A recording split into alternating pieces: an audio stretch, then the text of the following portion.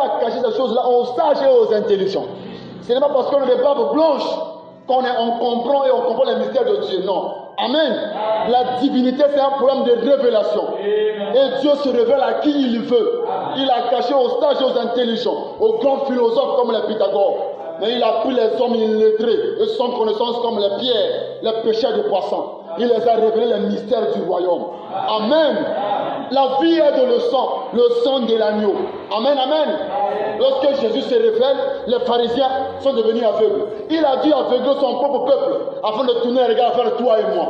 Mes disciples, mes frères, mes soeurs, le message va retourner chez les gentils, chez les juifs. Amen. Le message va quitter les gentils pour retourner chez les juifs. Amen. Les gens vont pleurer, il n'y aura plus de miséricorde. Les gens vont pleurer, il n'y aura plus de grâce. Il y a une vie après cette vie. Jésus l'a prouvé un dimanche tel que nous sommes là. Amen, amen. Il dit que de l'autre côté, il y a la vie. C'est là où, quand Paul décrit ce mystère, il dit dans 1 Corinthiens 15 au verset 51. Amen. Paul nous montre que un jour on va revêtir les corps incorruptibles. Amen. Les morts qui se vont ressusciter, oui, mais nous qui sommes vivants, on va revêtir des corps incorruptibles. Nous serons changés en un clin d'œil. Amen, amen. Notre vie transformée par la translation, on va revêtir des nouveaux corps, appelés corps glorifiés, capables de défier la pesanteur. Amen. Et de monter dans les airs, aller vivre en paix avec notre Seigneur et Sauveur Jésus-Christ. Amen. Ce monde ici, c'est un monde de cris et de lamentation, mais une vie, un endroit de perfection et de paix, d'amour agapao. Amen, amen. Où une vie où règne que la joie et la paix. Où là, madame est allé là-bas, dans la 6e dimension. Là, c'était encore, il n'a pas vu Jésus, hein. Il n'a pas vu Jésus. Il dit, où est mon sauveur? Il dit, non, ce n'est pas le moment de le voir. Il retourne encore. Mais il a vu ses bien-aimés. Il venait encourager notre précieux frère. Il n'y avait pas de vieillesse là-bas. Amen, amen. Il n'y avait pas de tristesse là-bas. Il n'y avait plus de larmes là-bas. Ni des sensations charnelles. Amen. Mais c'était l'amour parfait. L'amour agapao qui régnait. Et les gens laissaient en crier notre précieux frère. Si tu n'étais pas venu, nous ne serions pas ici. C'était la reconnaissance à l'égard de l'homme de Dieu. Amen, amen. Ils étaient contents. Et à son retour, il dit, je ne voulais même plus revenir. Parce que ici, c'est la souffrance. Mais là-bas, je me sentais déjà bien. Comme ça, il est en paix. Amen. Avec ses bien-aimés en train de se réjouir. Amen, amen. Pendant que nous sommes là en train de célébrer la fête de Pâques, là-bas aussi de l'autre côté, les saints se glorifient. Amen, amen. Les saints sont contents de nous voir sur la terre, en train de vivre la parole, en train de dire Amen à l'évangile. Les anges au ciel sont contents, les enfants de Dieu sont contents. La Bible dit que les âmes sous l'autel crient. Amen. Ils attendent avec patience que Dieu juge sur la terre. Amen. La nature même soupire, attend la manifestation des enfants de Dieu. Que nous puissions arriver à la maturité. Amen. Que nous puissions se manifester. William Branham a dit dans la prédication l'opprobre à cause de la parole. À partir du paragraphe 115. Amen. Frère Branham nous montre que nous ne sommes pas responsables des fruits que nous portons. Amen. Il dit que le sarment ne produit pas de fruits, mais le sarment porte des fruits. Amen. Ces fruits sortent où? Du cep. Le cep là-bas fournit, amen, amen, fournit la sève monte, ça arrive au sarment et les fruits. Le sarment porte les fruits. Amen, amen. Femme dit que nous ne sommes pas censés fabriquer les fruits de l'esprit, mais nous sommes censés les porter. Amen, amen. C'est là où au paragraphe 142 de la prédication, l'auteur à cause de la parole prêchée le 23 décembre 1962. Frère Branham nous dit ceci. Il dit que les gens ont toujours tendance à fabriquer quelque chose pour remplacer à la volonté créatrice de Dieu. Amen, amen. Mais cette volonté de Dieu reste immuable, incontournable.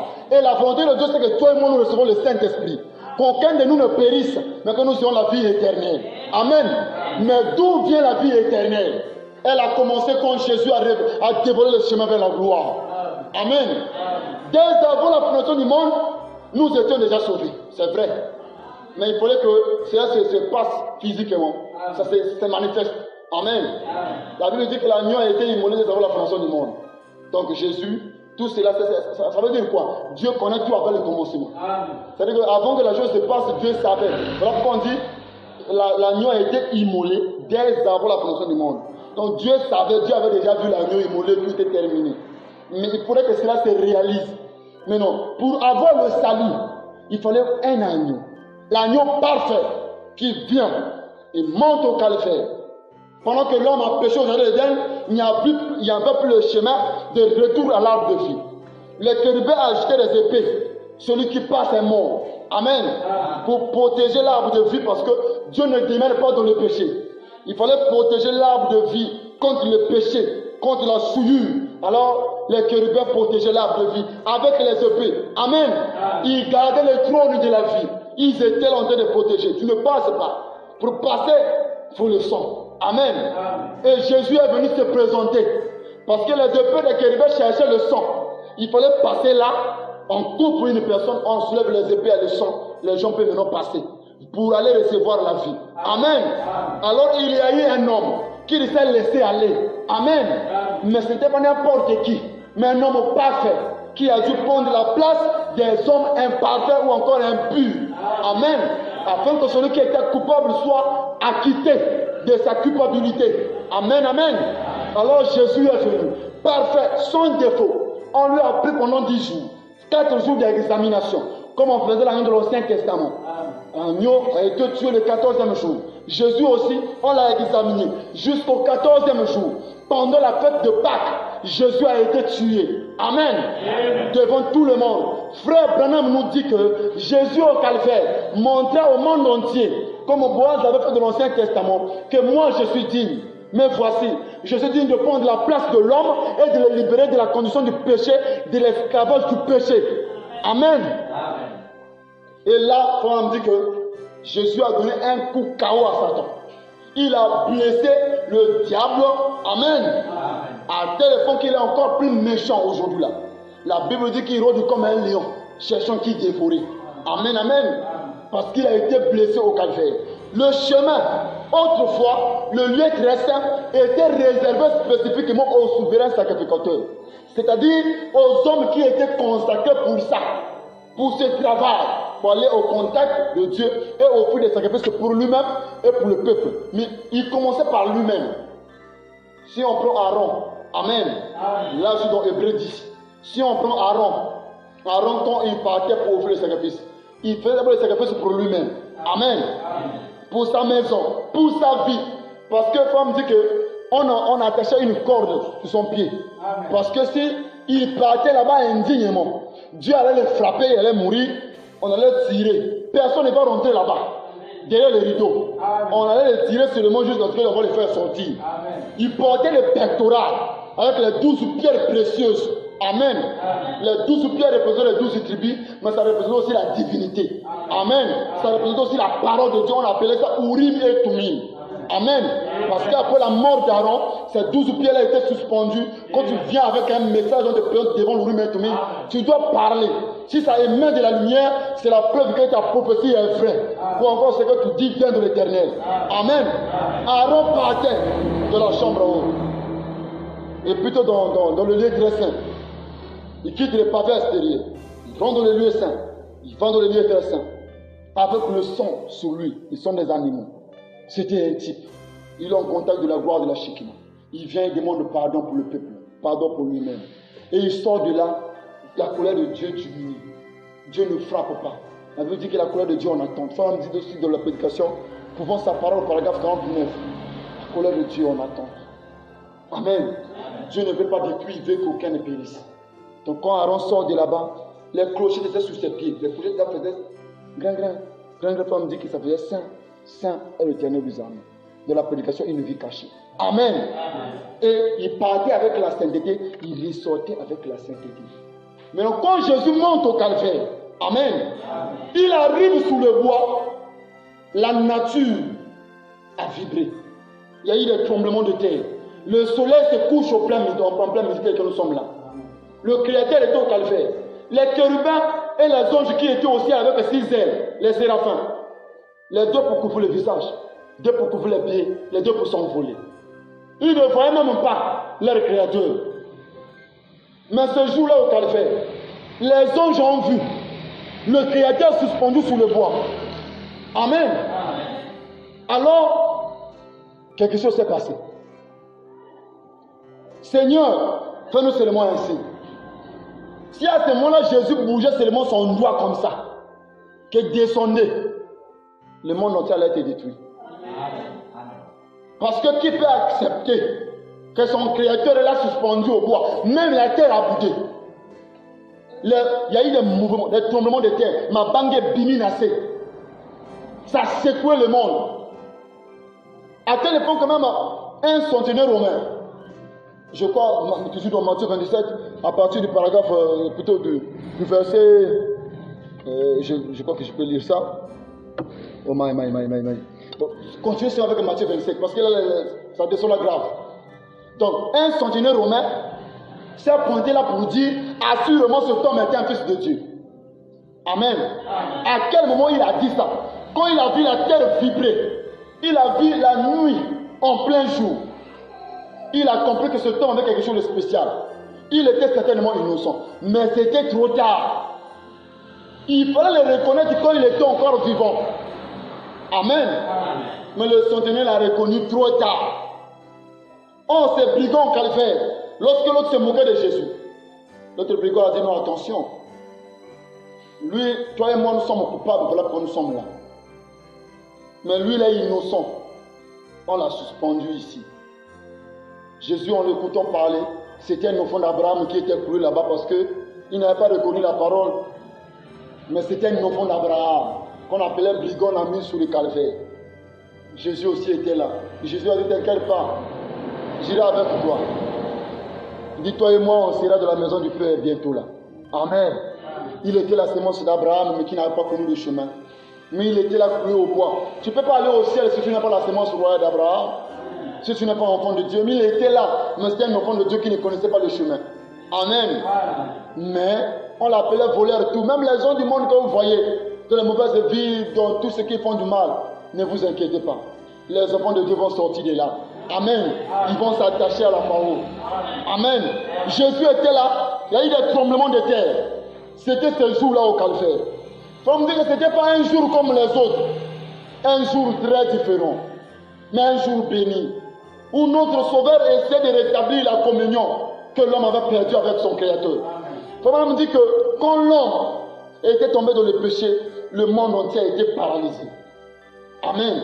Même la nature a été assujettie à cela. Maintenant, quand Jésus mourait au calvaire, il faut me dire que le monde a reçu aussi l'anesthésie. C'est comme pour faire l'opération. Amen. L'homme qui était déjà englouti dans le péché, Dieu était censé le faire sortir de là. Donc, le canon de communication qui relève Dieu avec l'homme a été coupé. Amen. L'homme était égaré. Il n'y avait plus d'espoir, plus de vie. Mais le Dieu de la Bible a accepté sa place. Le Dieu des cieux, créateur de toutes choses. Jésus l'a suspendu au calvaire, sans espoir. Et il criait, Élie, Élie, lama sabachthani. Mon Dieu, pourquoi m'as-tu abandonné? Et c'est là où il dit, prends mon esprit. L'esprit part. L'eau et le sang sont sortis. L'esprit qui sort, l'eau, le sang et l'esprit, ça donne une naissance. Donc, quand Jésus mourait au calvaire, de la même façon que Ève a été tirée de la côte d'Adam, quand Jésus mourait au calvaire, il y a un peuple béni qui était sorti du corps de Jésus. Amen, amen. Ce peuple-là, c'est toi et moi. Amen, amen. Un peuple est sorti de Jésus. Un peuple béni qu'on appelait épouse de Jésus-Christ. Pourquoi on nous appelle épouse de Jésus? C'est parce que nous sommes sortis de lui. Nous sommes une partie de lui. Amen. La vie que Jésus manifeste, c'est la même vie que nous sommes censés manifester. Amen. En étant son épouse. Jésus est mort au calvaire. Il a crié. Il a rendu l'âme. Il descend dans le séjour des morts. Prêchez aux âmes qui étaient en prison. Regardez un homme dans son amour. Il est allé encore prêcher à ceux qui étaient perdus au temps de Noé. Amen. Ils étaient là, emprisonnés. Mais il descend aux âmes qui étaient en prison. Il les a apporté à nouveau la parole. Amen. C'est là où, après sa résurrection, on pouvait voir les saints marcher dans la ville. Amen. Quand Jésus sort de la tombe avec la pression de la puissance du Dieu créateur, parce que le vent de la terre ne peut pas le contenir. La terre, c'est mon créateur. Il est allé faire un travail. Je prends le langage de la Bible, hein. Sinon c'est une dimension. Lorsqu'on parle de la terre, Amen. Il est allé prêcher aux âmes qui étaient emprisonnées. Et la Bible dit que le vent de la terre ne peut pas le contenir. Premier jour, la terre a supporté. Deuxième jour, la terre a supporté. Troisième jour, la terre a dit non, tu es mon libérateur, tu es mon créateur. Même la terre aussi soupire. Amen. La terre boude, il y a des érosions, il y a des changements climatiques, il y a des choses partout. La nature entière soupire. Amen. Ils attendent à manifester les enfants de Dieu. Il y a un Dieu au ciel. Mais la divinité a quitté le ciel. Elle est là parmi nous ce matin. Amen. La divinité est là pour te guérir. La divinité est là. Frère Branham me dit que, oh my. William Branham me dit que, quand Jésus est mort au calvaire, la question du péché a été réglée. La question de la maladie a été réglée. Amen. Nous n'avons plus à se demander ce que je serai guéri. Non. Frère Branham me dit, ce qu'il nous faut faire, c'est de croire à notre guérison. Amen. Parce que nous sommes déjà guéris. Amen. Il n'y a plus à se demander ce que moi je serai sauvé. Non, vous êtes déjà sauvés. Amen. Le péché qui avait commencé au ciel a pris fin. Amen. Parce que le péché a commencé quand le diable Lucifer était censé choisir, faire son choix. Il a voulu quelque chose de mieux que ce que Dieu avait fait de lui. C'est là où le péché a commencé. Amen. Et l'homme était descendu sous l'esclavage du péché. L'homme était assujetti à la mort, à la maladie, aux souffrances, à la pauvreté. Maintenant, quand Jésus meurt au calvaire, plus de pauvreté, plus de souffrance, plus de péché. Là, madame dit, vous êtes sans péché. Amen. C'est parce que Jésus a payé le prix. L'homme cherchait quelque chose au fond de lui. Quand l'homme était perdu, on dit qu'au fond de lui, il y avait quelque chose qui désirait quelque chose. Dieu, je sais que je suis perdu, mais si je peux à nouveau rendre la pression sur le Dieu et causer avec lui, certainement, il pourra m'expliquer quelque chose. Amen. Faut me dire que tous les humains cherchent quelque chose de plus mieux. Faut me dire il n'y a personne qui ne cherche quelque chose de plus mieux. Il n'y a personne qui ne cherche la perfection. L'homme qui s'habille bien aujourd'hui veut encore être bien habillé demain. Celui qui a l'argent, il veut encore avoir plus d'argent. Celui qui a des voitures, il veut encore avoir plus. Tu as acheté la moto est insuffisante. Taxi, c'est pas bon. BJP, c'est pas bon. RAV4, c'est pas bon. Avion, non. Jet privé, c'est pas quoi. Hélicoptère, tout cela, rien. Ça marche pas, il faut viser. Les humains, c'est comme ça. Insatisfaits. Parce qu'ils veulent toujours quelque chose de plus mieux. C'est la nature de l'homme. Amen. Frère me dit, c'est la preuve que quelque part, il y a quelque chose. Il dit, comme l'homme cherche quelque chose de meilleur, c'est la preuve que quelque part, il y a quelque chose de meilleur. Parce que quand Dieu donne la soif de l'eau, ça veut dire qu'il y a l'eau quelque part. Amen. Dieu donne la soif ou l'envie de la nourriture, ça veut dire qu'il y a la nourriture quelque part. Quand on cherche quelque chose de plus mieux, c'est la preuve que quelque part, il y a quelque chose de plus mieux. Amen. Parce que chaque soif doit être étanché. Amen. Oh, my, c'est merveilleux. Quelque part, il y a quelque chose. Jésus est mort au calvaire, crucifié. Le prix du péché a été payé. Et Satan a été brisé. Amen. On me dit une ligne a été placée. Le canon de communication a été établi. Amen. L'homme autrefois pouvait causer avec Dieu, de bouche à oreille. Mais l'homme était tombé dans le péché. Alors Dieu a ouvert le chemin qui conduit vers la sainteté. Amen. Le chemin de la vie éternelle. Maintenant ce matin, je sens que quelque chose, je sens que Dieu, l'Esprit me dit d'arrêter la prédication. Amen. Il y a encore beaucoup à dire. Maintenant si ce matin tu as un problème, Jésus a déjà payé le prix. Amen. Si vous avez souci, tu as besoin du Saint-Esprit. C'est la plus grande chose qu'on peut demander à Dieu. Amen. Le Saint-Esprit. Parce que sans le Saint-Esprit, nous ne sommes rien. Amen. On peut tout posséder, mais si on n'a pas le Saint-Esprit, ça va servir à quoi? Amen. Parce que quand l'homme quitte cette terre, il devient malheureux sans le Saint-Esprit. Il sera mieux de quitter la terre avec le Saint-Esprit, tu es rassuré, tu es joyeux. Les grands hommes de Dieu qui avaient le Saint-Esprit, quand Abraham quittait la terre, il était heureux. Il dit, n'êtes-vous pas heureux que je traverse de l'autre côté? Il dit, quelqu'un m'attend là-bas. De la prédication, Jézabel dit, c'est pas... il parle de Jézabel, là, la religion de Jézabel. Abraham dit que Il dit de l'autre côté, il y a quelqu'un qui m'attend là-bas. Il dit à la traversée du Jourdain, il y a quelqu'un qui m'attend là-bas. Quelqu'un m'attendrait là-bas lorsque il traversera ce Jourdain de la mort. Amen. Il le savait qu'après cette vie, il y a une vie. Quand un homme est conscient de là où il va, il est rassuré de son voyage. Quand tu voyages, tu ne sais pas là où tu vas, ton cœur n'est pas en paix. C'est comme les voitures dénominationnelles qui conduisent les gens. Le chauffeur ne sait pas la destination. On voyage seulement. Il ne sait pas si son carburant peut emmener les gens jusqu'à la destination. Le carburant, c'est le réveil. Quand il n'y a plus de réveil, c'est la morgue. Quand il n'y a plus la puissance de Dieu parmi les humains, ce sont une organisation charnelle qui se rassemble. Le plus grand miracle, c'est quand un homme de péché abandonne le péché et s'attache à la parole. Qu'est-ce qui fait ça? Ce ne sont pas des théories ou de l'argumentation, mais c'est le réveil qui brille dans le cœur de l'homme qui emmène l'homme à abandonner le péché, à s'attacher à Dieu. Amen. Lèvons-nous, nous allons prier. On va réclamer sa présence dans notre vie. Réclamons sa puissance. Réclamons que le Saint-Esprit pénètre nos âmes. Que la vie de Dieu s'exprime en nous. Ce jour-là au calvaire, Jésus.